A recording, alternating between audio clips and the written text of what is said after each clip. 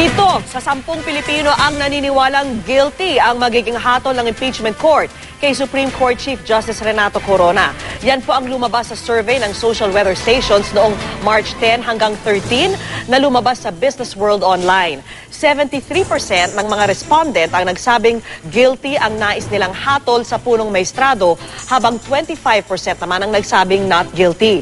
Pero 67% ang nagsabing tatanggapin nila anuman daw ang maging pasya ng mga senator judge, habang 9% naman ang hindi. Sa tanong kung dapat bang tumestigo ang punong maestrado sa paglilitis, 73% ang nagsabing oo, habang 26% naman ang nagsabing hindi na. Hindi na raw ikinagulat ng prosekusyon ang resulta ng survey dahil sapat na raw ang mga inilatag nilang ebidensya. Pero ang depensa sinabing hilaw pa raw ang resulta ng survey dahil hindi pa sila tapos sa paghahain ng kanilang mga ebidensya.